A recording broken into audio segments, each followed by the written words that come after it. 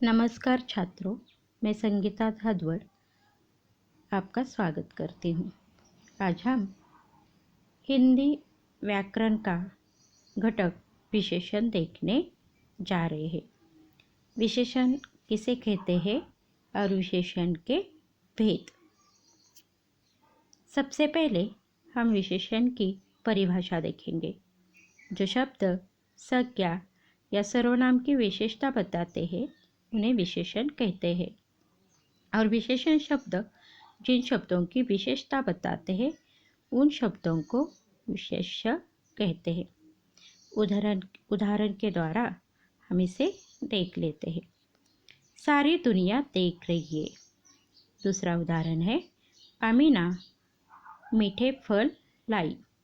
यहाँ देखो, सारी और मीठे ये दो जो शब्द है ऊपर के वाक्य में, ये विशेषण है।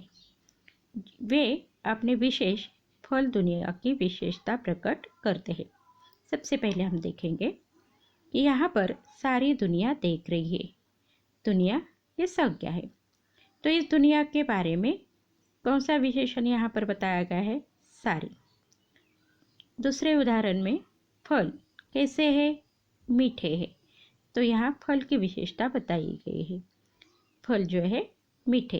तो इस तरह से दुनिया और फल ये विशेष, इनके बारे में यहाँ पर सारी और मीठे ये विशेषण यहाँ पर बताए गए हैं। दुनिया कैसी है? कौन सी दुनिया देख रही है? सारी दुनिया देख रही है। फल कैसे है? मीठे है। अब हम विशेषण के भेद देखेंगे। गुणवाचक विशेषण, संख्यावाचक विशेषण, सार्वनामिक विशेषण और परिमाणवाचक विशेषण। सबसे पहले हम गुणवाचक विशेषण के बारे में देखेंगे।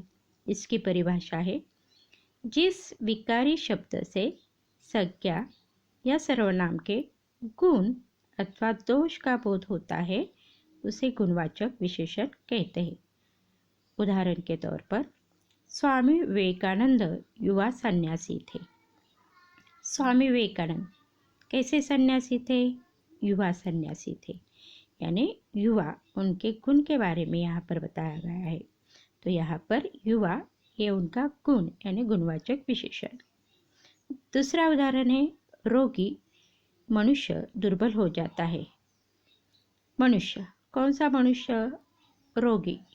तो यहाँ पर रोगी, उसके दोष के बारे में बताया गया है, तो ये रोगी गुणवाचक विशेषण है। तो यहाँ पर अधोरेखांकित किया गया है। युवा और रोगी ये दोनों गुणवाचक विशेषण है। अब हम संख्यावाचक विशेषण देखेंगे। संख्यावाचक की परिभाषा है, जिस विकारी शब्द से संज्ञा या सर्वनाम की संख्या का बोध होता है उसे संख्यावाचक विशेषण कहते हैं। उदाहरण के तौर पर, मनुष्य सांस के बिना 1 मिनट भी जिंदा नहीं रह सकता। यहाँ पर 1 मिनट मतलब एक जो है ये संख्या है। कितने मिनट? 1 मिनट। तो यहाँ संख्या का बोध होता है, इसलिए ये संख्यावाचक विशेषण है। सप्ताह में 7 दिन होते हैं। कितने दिन होते हैं? 7। तो यहाँ पर 7 संख्यावाचक विशेषण है। संख्यावाचक विशेषण के 2 भेद हैं। एक है निश्चित संख्यावाचक विशेषण, दूसरा है अनिश्चित संख्यावाचक विशेषण। निश्चित संख्यावाचक विशेषण, इसकी परिभाषा, जिस विशेषण से निश्चित संख्या का बोध होता है उसे निश्चित संख्यावाचक विशेषण कहते हैं। उदाहरण के तौर पर, मालिक ने कुत्ते को आधी रोटी खिलाई। कितनी रोटी खिलाई? आधी। यानी यहाँ पर हमें निश्चित संख्या का बोध होता है, इसलिए आधी ये संख्यावाचक विशेषण है। राजा ने दरबारी को 100 कोड़े लगाए। कितने कोड़े? 100। तो 100 जो है ये भी निश्चित संख्या है, इसलिए ऊपर के दोनों वाक्यों में आधी और सौ ये दोनों निश्चित संख्यावाचक विशेषण हैं। अनिश्चित संख्यावाचक विशेषण। परिभाषा। जिस विशेषण से अनिश्चित संख्या का बोध होता है उसे अनिश्चित संख्यावाचक विशेषण कहते हैं। उदाहरण के तौर पर दुर्घटना में कई आदमी मारे गए। यहाँ पर देखो, दुर्घटना में कई आदमी मारे गए। कितने आदमी मारे गए? कई, मतलब हम संख्या का निश्चित अंदाजा नहीं लगा सकते, ये अनिश्चित है। तो कई यहाँ पर अनिश्चित संख्यावाचक विशेषण है। मेले में अनेक प्रकार के खेल होते हैं। कितने प्रकार के? तो अनेक। यहाँ भी संख्या का बोध नहीं होता, तो यहाँ पर कई और अनेक अनिश्चित संख्यावाचक विशेषण है। तीसरा है परिमाणवाचक विशेषण। परिभाषा। जिस शब्द से किसी वस्तु के परिमाण, नाप या तौल का बोध होता है उसे परिमाणवाचक विशेषण कहते हैं। उदाहरणार्थ, बहुत दिनों बाद आपसे मिल रहा हूँ। तो यहाँ पर परिमाण या नाप या तौल। तो यहाँ पर हम बहुत, ये जो है ये परिमाणवाचक विशेष है। कितने दिनों के बाद? बहुत। तो यहाँ पर यह परिमाण हुआ काल का। बिल्ली पूरा दूध चटकर गई। कितना दूध चट गई? तो पूरा।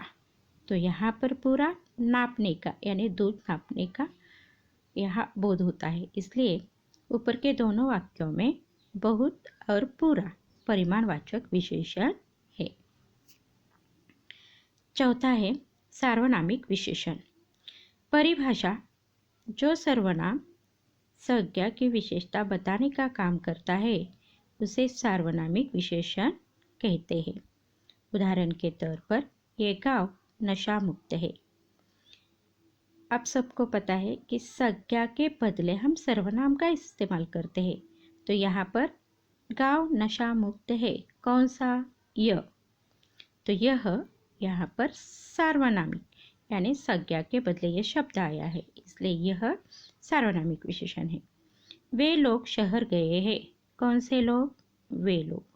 तो यहाँ वे ये सर्वनाम है, तो यहाँ ऊपर के दो वाक्यों में यह और वे सार्वनामिक विशेषण है। यहाँ पर मैंने विशेषण के आधार पर 5 वाक्य आपको दिए हैं, जिसके विशेषण शब्द पहचान कर आपको उसके भेद अपने कॉपी में लिखने हैं। ये जो सारा विशेषण, ये जो वीडियो तैयार किया गया है, तो ये अपनी कॉपी में अच्छी तरह से लिख लो। अगर कुछ शंका हो तो मुझे पूछ सकते हो।